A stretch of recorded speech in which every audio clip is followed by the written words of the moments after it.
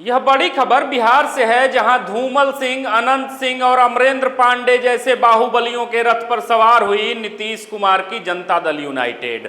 दरअसल बिहार विधानसभा चुनाव 2025 के लिए जिस लिस्ट का बेसब्री से इंतजार हो रहा था, वह लिस्ट आखिरकार आ ही गई। क्योंकि अब जेडीयू ने अपनी लिस्ट में जहां चिराग पासवान को चोट मारी है, वहीं बाहुबलियों संग मौजूदा मंत्रियों पर भी नीतीश कुमार ने एक बार फिर से भरोसा जता दिया है। दरअसल आपको बता दें कि सीएम नीतीश कुमार की पार्टी जेडीयू ने बुधवार यानी आज बिहार विधानसभा चुनाव के लिए अपने 57 उम्मीदवारों की पहली लिस्ट जारी कर दी है। वहीं दिलचस्प यह है कि इस लिस्ट में जेडीयू ने चिराग पासवान की डिमांडेड सीटों पर सीधी चोट मारी है। इतना ही नहीं, इसके अलावा जेडीयू के उम्मीदवारों की इस लिस्ट में और भी बहुत कुछ खास शामिल है। ऐसे में आइए डालते हैं एक नजर जेडीयू के प्रत्याशियों की इस लिस्ट पर, इसमें आखिर क्या कुछ खास होने वाला है। दरअसल इस लिस्ट में पहले तो जेडीयू ने चिराग पासवान के दावे वाली 5 सीटों पर भी अपने प्रत्याशी उतार दिए हैं। वहीं जेडीयू की इस प्रथम लिस्ट में 3 बाहुबली भी शामिल हैं।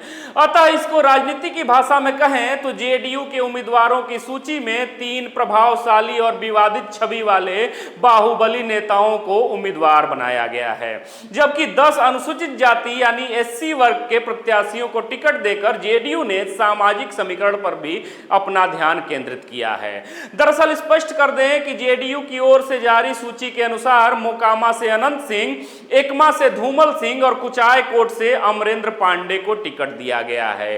अर्थात ये तीनों ही अपने अपने क्षेत्रों में प्रभावशाली माने जाते हैं, बाहुबली माने जाते हैं। इसके अलावा सराय रंजन सीट से मौजूदा मंत्री विजय कुमार चौधरी के बेटे की चुनाव लड़ने की चर्चा जोरों पर थी, लेकिन अब जेडीयू ने इन अटकलों पर विराम लगाते हुए एक बार फिर से विजय चौधरी पर ही भरोसा जता दिया है। ठीक इसी तरह 2020 के विधानसभा चुनाव में महज 12 वोटों से जीत दर्ज करने वाले कृष्ण मुरारी सरल उर्फ प्रेम मुखिया को भी जेडीयू ने हिलसा सीट से दोबारा प्रत्याशी बना दिया है।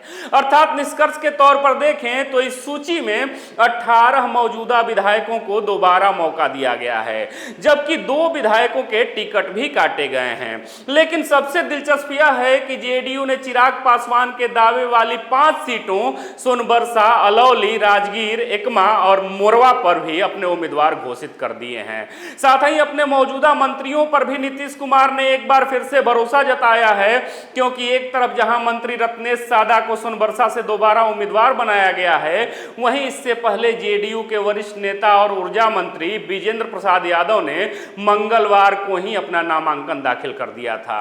बहरहाल गौरतलब है कि जेडीयू इस बार 101 सीटों पर चुनाव लड़ रही है, जबकि 2020 में उसने 115 सीटों पर उम्मीदवार उतारे थे और 43 सीटों पर जीत हासिल की थी।